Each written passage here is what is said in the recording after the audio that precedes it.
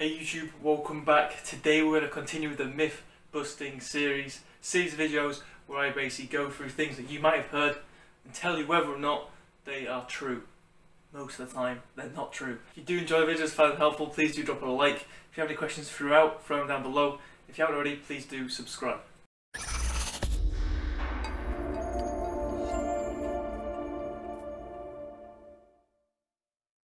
Okay, so number one. Squats are bad for your knees. The main issue with this statement is that it is just generalizing to everyone that squats are not going to be favourable for you and for your knees. Now, squats might be fine for a lot of people. Squats might have issues for a lot of other people. It is very individual dependent. Everyone is built slightly differently. When it comes to biomechanics, how you're built, people might have different lengths of certain muscles, okay, certain limbs, different lengths of torso, and all that might then equate to how comfortable you find squats, okay. People might have different levels of mobility within, again, ankles, hips, whatever it might be, knees, and again, that might then equate to how comfortable or uncomfortable you find squats. So it's very individual in terms of what movement is going to be good for you, okay. So the issue with this statement is that it's very overgeneralized, okay? If you don't have any problem with your knees during a squat and it feels comfortable and you get a great connection to quads, glutes, whatever it is you're trying to train, and you find that exercise useful, then go for it. It's absolutely fine to use. If you do have problems with squats and then with your knees, one, is that just an underlying issue for you with your knees and something that you need to go away and fix? Two, checking stuff like form, execution of that movement is spot on.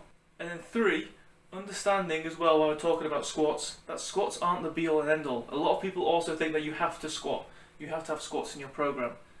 No, you don't. You can do a lot of other movements that are going to give you a similar response or a similar muscle stimulus, okay? You can do other movements that are going to get you a similar outcome to doing squats, okay? For example, you could do something like a hack squat, where you might find that a lot more comfortable for you as an individual, and you might get a lot more out of it because of that. Number two, confusing muscles. Now what a lot of people mean by this is, you'll hear a lot of people talking in a gym about how they mix things up quite frequently because they want to confuse the muscles, and that apparently gives the muscles a better stimulus and therefore helps them grow. Complete nonsense. Okay, if anything, what you want to do is have a program that you can be very consistent with from week to week. Okay, so therefore you don't want it to change that much. For a few reasons. One, your body gets good at recognizing and understanding, learning how to perform a certain movement, okay?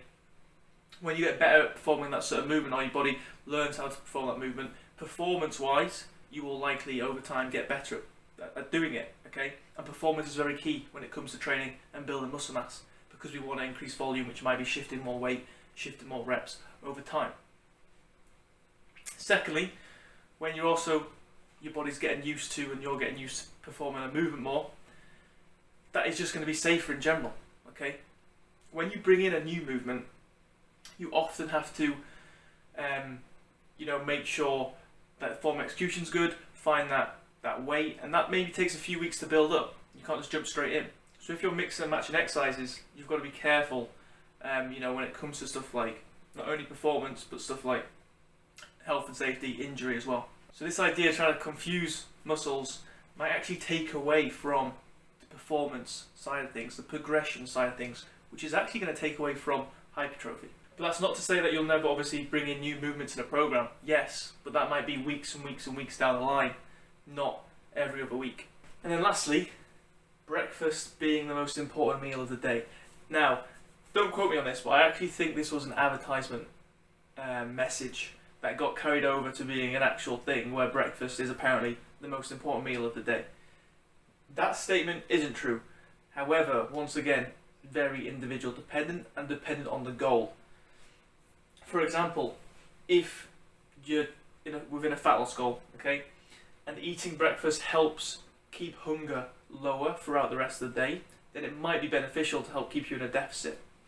However, if it doesn't, and you're not hungry for breakfast, and you don't really want to eat for breakfast, then not eating and continuing throughout the rest of your day until you want to might also be beneficial, okay, to help keep calories lower. On the other hand, take into consideration training. Are you training in the morning? Do you feel better after you've eaten? There's different things to weigh up. If you're trying to gain muscle mass and you're in a calorie surplus, is breakfast going to be a great time for you to get calories in?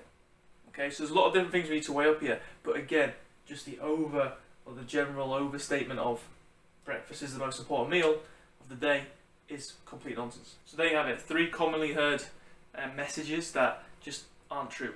Hopefully you found this video helpful. If you did, please drop a like. If you've got any questions on this, since we've been through them, throw them down below. If you haven't already, please do subscribe. I'll catch you on the next one.